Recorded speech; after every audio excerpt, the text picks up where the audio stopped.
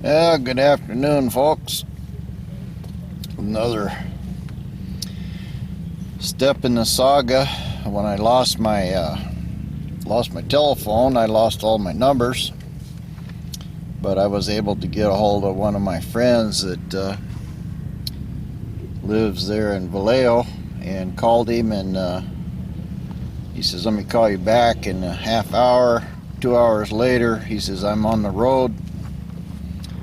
He borrowed his son's pickup, and he took off from San Francisco basically yesterday evening. We've been talking on a phone, and he's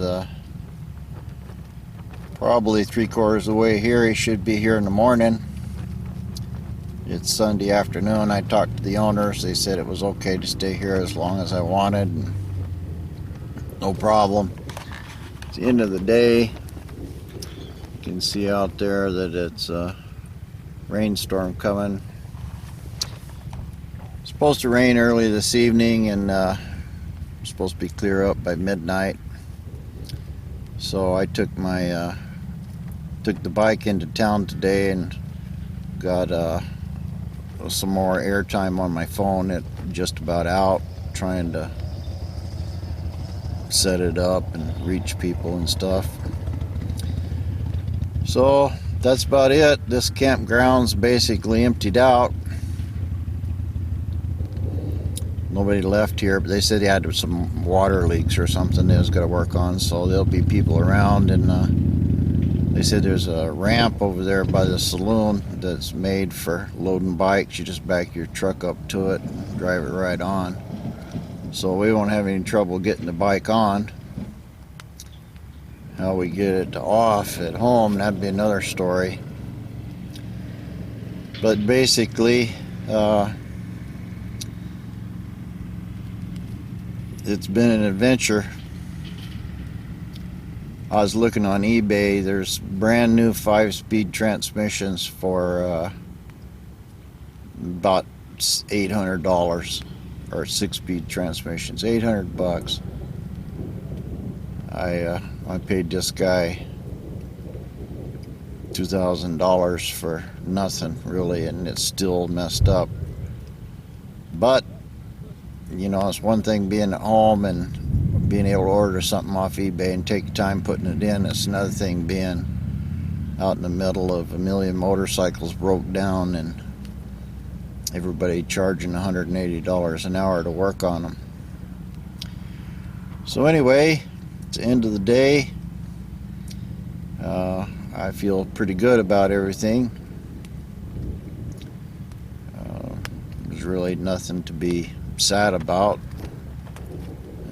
Just when I get back, I'm gonna have to really hustle and get this motorcycle sold. It was a bucket list thing to do. Go to Sturgis, buy a Harley, go to Sturgis, and of course it's all experience, you know, breaking down, wasting money, all of that is part of the trip, you know. But I would have had a lot more fun and a lot better video and everything else if this thing would have went away even remotely the way it was planned. Like they say, hindsight 2020. Now, if I would have known what was wrong with that transmission, I could have just shifted it. It'd be hard to shift, but I could shift it, and I could have made it through all of the gears, and I could have probably had several days of riding, and most likely made it all the way home with no troubles, and wouldn't have cost me nothing. But that ain't the way it worked out, and so I'll have to get home and decide what I want to do. I'm going to go to Russia, so the motorcycle's probably the fastest thing, and I've got a 26 Chrysler that I'm going to sell and try to get some pretty decent money out of that, and just liquidate whatever bills I got here, I kind of maxed all my credit cards out trying to get this damn thing finished. I still haven't decided whether I'm going to try to stop payment on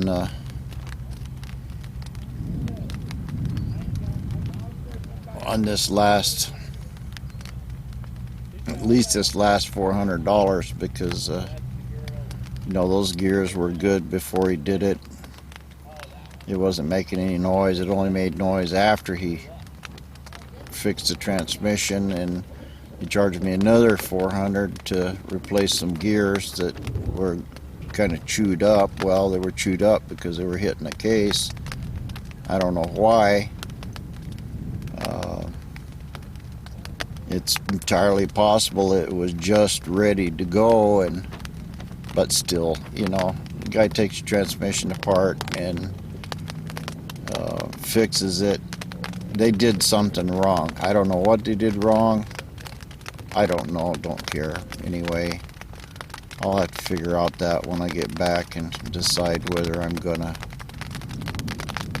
not pay him for this last $400 that they charged me. I think I'll do that. I'll stop the payment on the $400, and I'll go ahead and let him keep the other money that he got for fixing it. He did put a lot of time in it and stuff, and tried to get me on the road. He did a pretty honest effort, but honestly can't say much for their transmission building abilities. Sturgis Cycles here in Sturgis, you know, I guess they're here only once a year for the rally, and you know, everybody's interested in a ton of money, and they were all tired and no sleep, and I just think they made a mistake. But anyway, kind of running out of daylight here, and I got my little Galaxy 3 with me, little Samsung, and I was able to put my data chip in there, and I've got to the internet, and I've checked my emails and eBay stuff, and I don't have anything terribly important to do that won't wait until I get back home. So we got tomorrow. Tom will show up. I'll have a good night's sleep. I'm peaceful finally, and this is the first day that I've not been worried about something. Now I know exactly what's going to happen. You know, he'll show up sometime tomorrow. We'll get the bike loaded up, and then I'll probably do most of the driving back because he's going to be awfully tired. It's just amazing that you'll have a friend that'll drive 1,500 miles, which is halfway across the country. Well, all the way from bottom to top. And not even asking. I just wanted to get money for a bus fare to go home.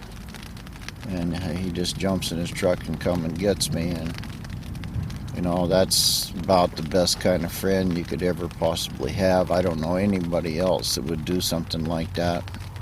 I didn't even really ask him. I just asked him, told him the deal, and I wonder if he could give me some money so I could,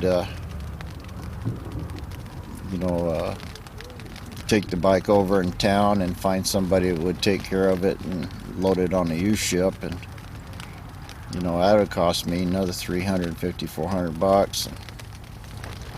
And so now it won't cost me nothing. I'm going to pay for gas or something to go back, but that's pretty much what I would have spent going back anyway with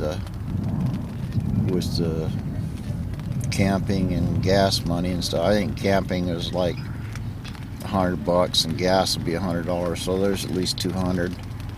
So I think $200 worth of gas would be enough to get us back, and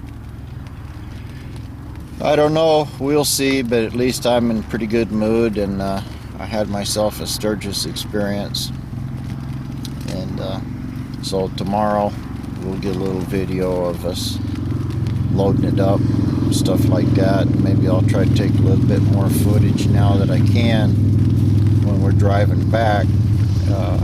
A lot of footage I missed because camera batteries were dead, and I forgot to bring the charger. I had one on the bike, but I didn't have the battery charger, and ran off and left it. Anyway, I'll see you guys in the morning, and we will do the next little chapter here of loading the bike and getting ready to go. You guys take care. I'll see you later. Trying to figure out how to stop this thing. Well, here we are. Monday morning. Mr. Tom Snyder showed up.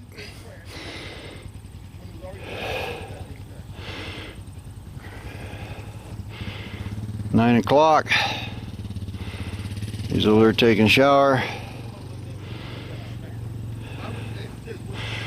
About time to hit the road. Well, Mr. Tom showed up.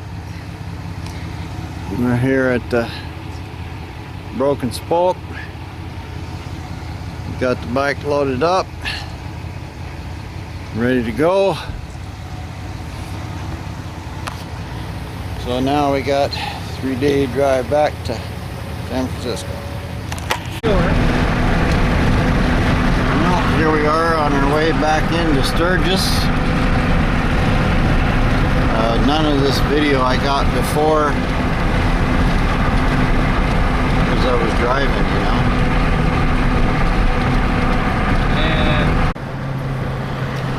City Park.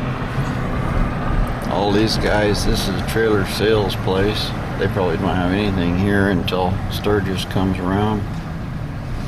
These guys, the whole yard was full of tents. That's what I was thinking about. Stand. This here is the free concerts. I forgot the name of the saloon. Big saloon. Victory. Russ Brown had it here. Easy Riders. I was in there. All this stuff here was vendors. They're still, you know, you can buy any of this shit cheap now. Sidecar Saloon. Never seen so many giant bars in my life. Well, over there is Mr. Sturgis Mountain. Looks like we got a stop sign here.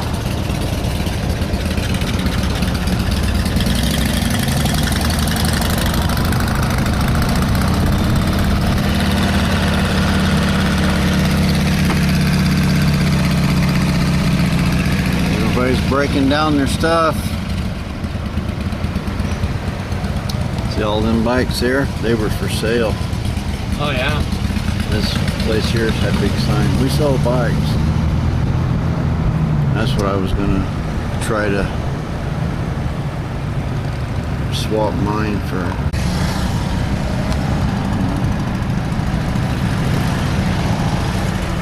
Well, I didn't get to see one hell of a lot, but JMP Cycles, I went up here. This is where I got stuck in the rain right there for a $3 oil seal.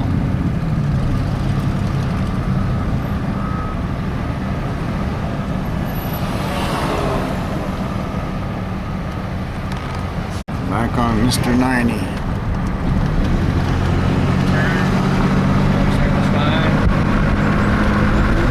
Yeah, it's really pretty out here.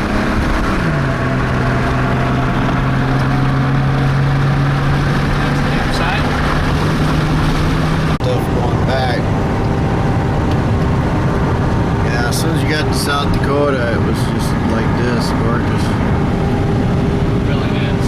Montana wasn't too impressed. It just seemed to be a lot of flat nothing.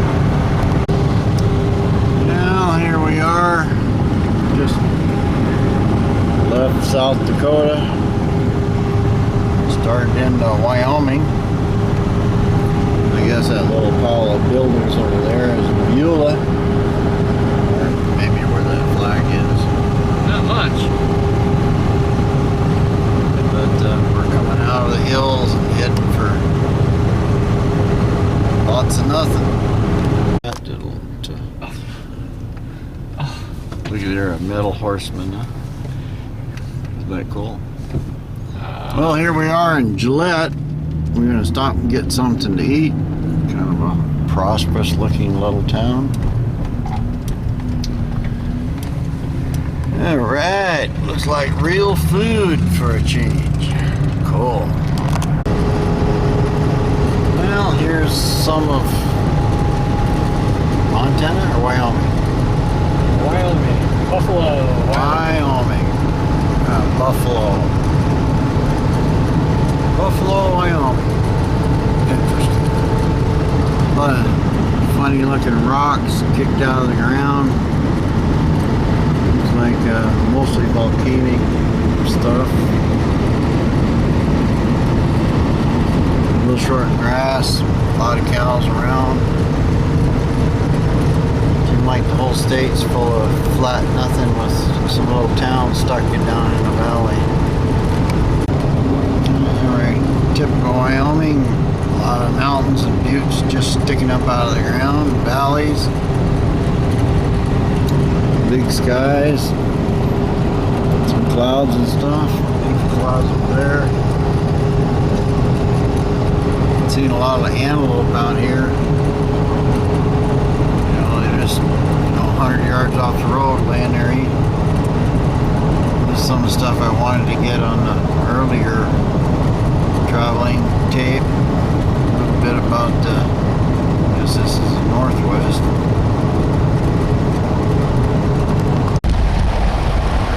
Cat river. Nice, very nice river. Right, and it goes back there. This river winds along here. That was the main reason I wanted to stop, is go out there and spend some time by the river. Yeah. There's a spot up here I'm going to take you to. There's the same river. Interesting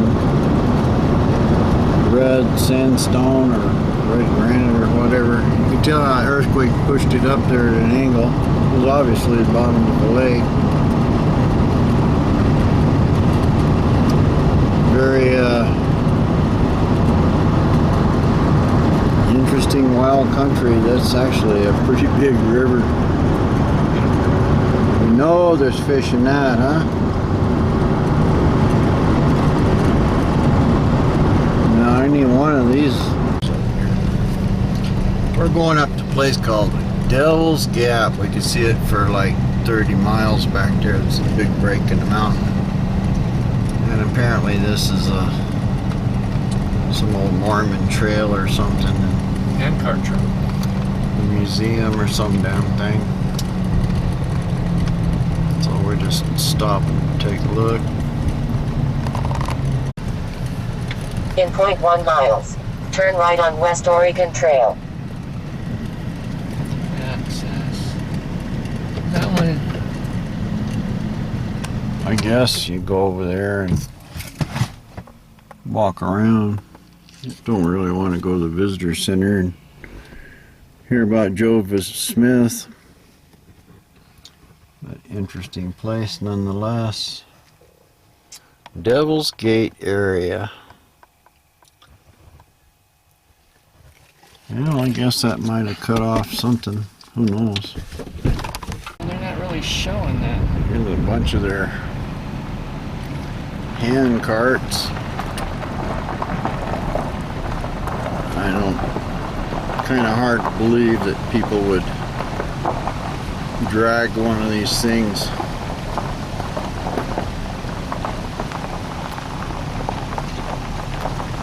For hundreds of miles. These all look kind of brand new. They're bolted together. Yeah, these are. That one there looks pretty old. Handcarts. What a way to cross this wasteland, dragging your stuff in one of these carts. Some of them are riveted together, so they might be the original things. No parking over there. I'll just park over here then. I can use the restroom.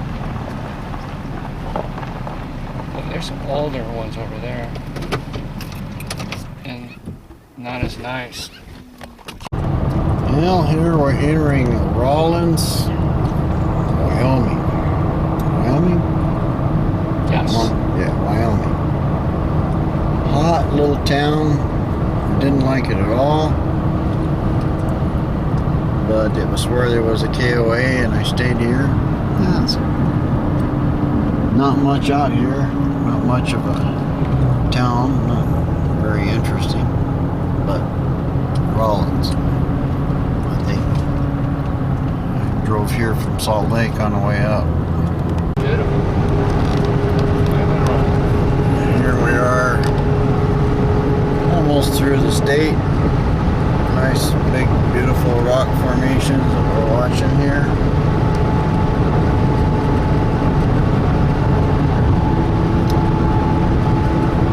Millions of years of nothing. Getting dark, there's the sun going down. How far we are, it must be what, 300 miles that we traveled already?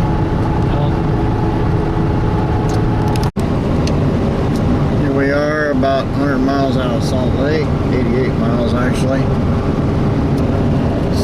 Beautiful sunset going down over there. We're about almost halfway home the first day. Sure are a lot faster than driving a motorcycle. Well, here we are, about 50 miles from Salt Lake. Nice little motel we stayed in. We'll probably make it most of the way back today, if not all the way. We could probably make it all the way, but we'd be at night. Have to find some place to unload that. So I'm not sure what'll happen. But nice day. Interesting mountain here. There's the freeway. Next stop probably Salt Lake. There's Utah. Just about into Utah. No, we passed the port of entry. Are we in Utah? Okay, we're in Utah. On the way to Salt Lake. This is actually the only pretty part out of that desert. This little drive right here. About 50 miles of it. Well, not even that. Maybe 20. Beautiful, beautiful scenery after that desert. I like this little section. There's some of these big sort of cliff things here. Interesting formations. There's a whole bunch of people back there at some kind of a scenic view. But beautiful country. Well, we got out of the rocks. It's Park City. We're in Park City. Apparently this is some kind of ski resort. I can see why. You see all kinds of trails and shit cut down the mountains. They're all over the place. And I suppose that was where the Olympics were or something. Anyway, pretty area. Goes from solid red rock to kind of forested things. Well, here we are in Salt Lake City.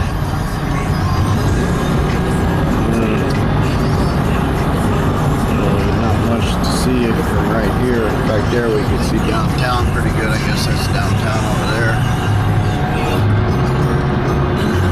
Sort of in the middle of a little valley.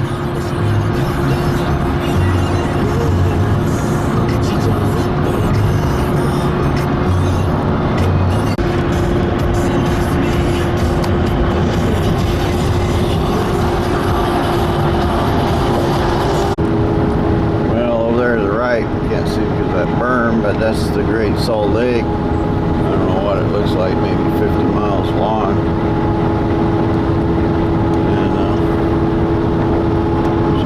Building showing up there. I assume that's Mormon Temple. Can't really tell. This is a state park. Could be the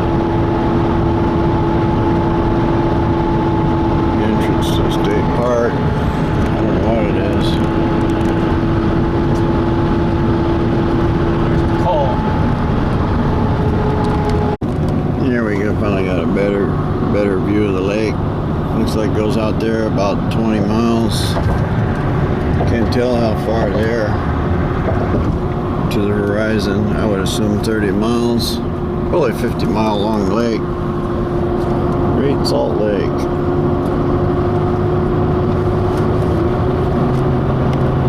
On this side we got some kind of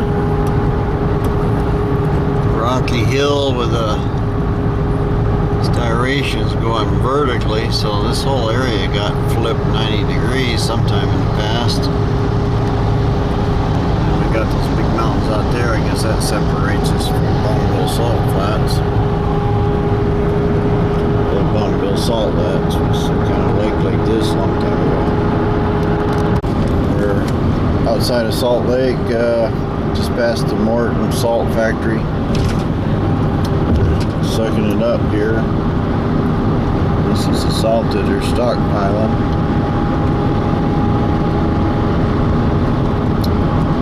A lot of salt.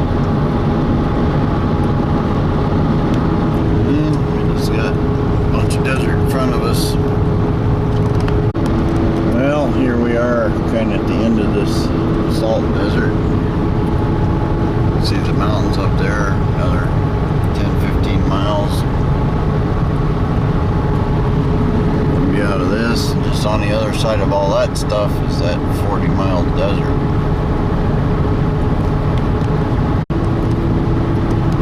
That sign says Bonneville Speedway, 1 mile. So we are basically very close to Bonneville Bonneville Salt Flats. Well, here we are at basically Bonneville Speed Flat, or Salt Flats. Fill it up with gas. Probably need another 800 miles to go. We will see. Well, here we are in East Carlin. Elko, Nevada. Kind of one side of some mountains. Not much out here either. Pretty clouds.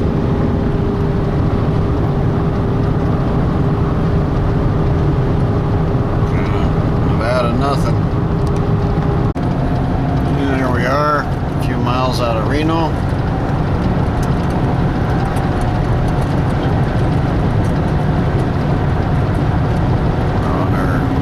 Last leg of the journey. We should make it all the way back home by dark.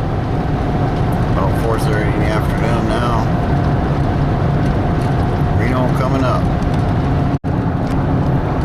There we go. Sparks, Reno. Back into civilization from the desert. Some poor bastard's got his motorcycle off and broke down.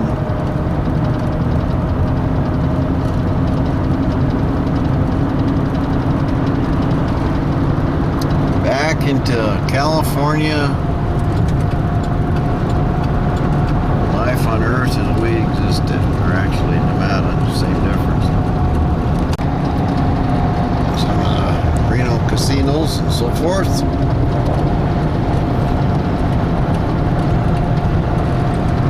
Sort of hit rush hour traffic. It's not too bad yet.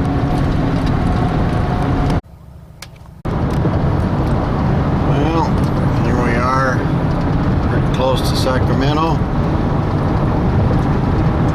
Coming into Northern California. Probably got an hour or so left to go to get to